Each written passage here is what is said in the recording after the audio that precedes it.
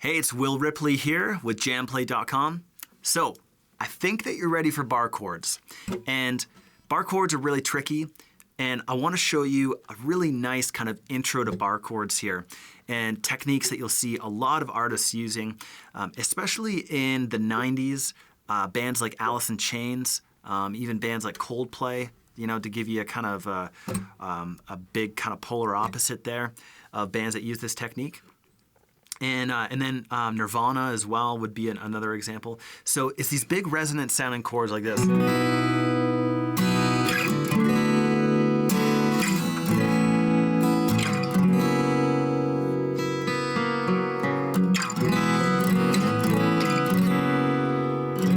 Okay, so they're really pretty sounding chords and certainly something that you want to get into your tool belt anyways. Okay, so now when we're talking about these nice resonant big shapes, it's kind of like an extension from power chords, okay? If you remember one of the first lessons in this series, I talked about power chords, and we talked about how they're kind of more of like an electric rock guitar technique. However, you will see them in acoustic guitar, and there's certainly applications for them. Now, when you think about bar chords and these resonant chords I'm about to show you that are essentially bar chords, they're essentially kind of based off of power chords, and I would think about them as kind of like extensions off of power chords. So let's just give you a quick test about a power chord. Go ahead and play a power chord on the 7th fret of the low E string. Okay, a power chord on the 7th fret of the low E string. What does that look like? Well, so firstly, we would find our 7th fret of the low E string, and that power chord is always that same formula of 2 frets up and 1 string over, and you play that with your 3rd finger. And more often than not, you'll actually add on your pinky finger as well. And so right there, we've got a power chord, 7th fret of the E string. Okay? Now, in terms of playing these nice big resonant chords, we actually just really want to add on 1 extra finger. And we only have 1 extra finger, and it's practically hovering in the position already, and we just need to press it down. And in this case, we're on the 7th fret. We're playing a power chord on the 7th fret. And so all you want to do is just put your 2nd finger on the 8th fret of the G string. So what that looks like is this. And just go ahead and give it a strum. See if we can get all 6 strings. Nice and crystal clear. Okay? Now, this is a really cool shape, and you can try just strumming it all out. It's really cool because this sounds really musical in a bunch of different positions. So obviously your E chord sounds really great. Your 1st fret here has a super Spanishy sound, which can be kind of cool, but also sounds quite dissonant. The 2nd fret, honestly, this is one of my favorite chords. I think it maybe is my favorite chord.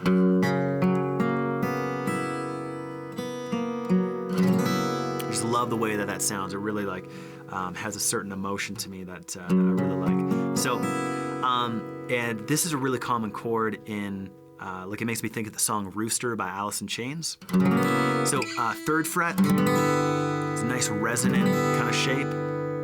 4th fret actually sounds brutal and really nasty, but if you recognize this from a Weezer song,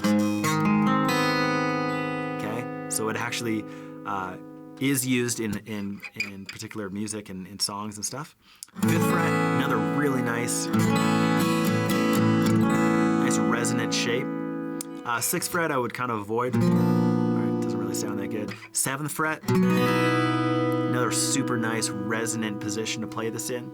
The 8th fret is quite nice. Kind of has a mysterious kind of vibe to it. 8th fret, kind of avoid, not really the nicest sounding. And then 10th fret is quite nice too.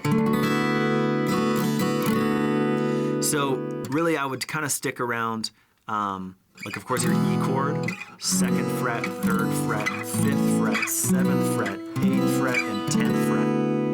And then of course you can actually get back to your 12th fret, which is just your E chord repeated, right? It's just got down here, just repeated.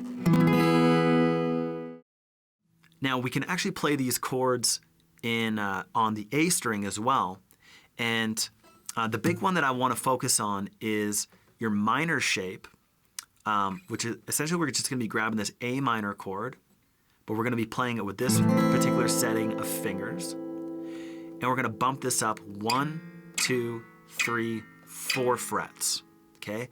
And then we also want to take up our open A string up by 4 frets, and that's just going to allow us to play that with our first finger on the 4th fret. And so if you're to play that,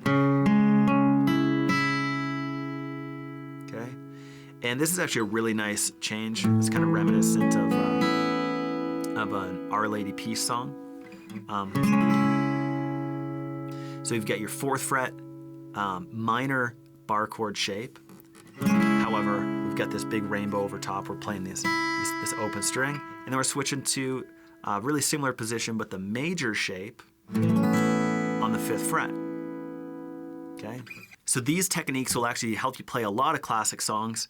A couple of songs that come to mind would be Yellow by Coldplay, and No Excuses by Alice in Chains, the intro to Rooster by Alice in Chains, 4 a.m. by Our Lady Peace, and I'm sure there's a ton more I can't even think of right now.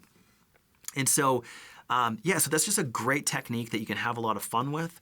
And yeah, it's a great way to just get some strumming going on, maybe some of those classic strum patterns that I've shown you already. These are great techniques to start writing your own music. And yeah, and just getting in the groove. So this is totally unplanned. I'm just gonna grab a whole bunch of these chords and just put them together, and I'll show you just how musical they can sound. So here I go.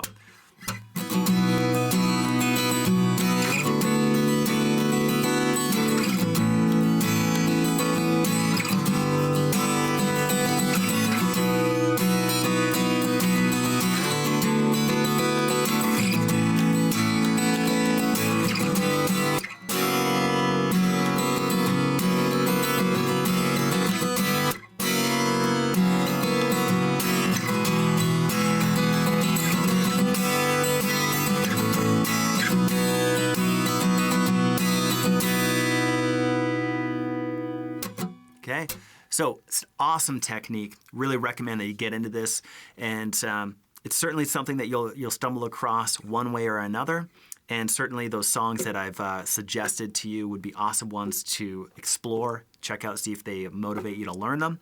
But yeah, enjoy this technique. In the next lesson, what we'll do is I've got an awesome song lined up for you, and we'll get into that and explore these chords a little more in detail. So catch you then.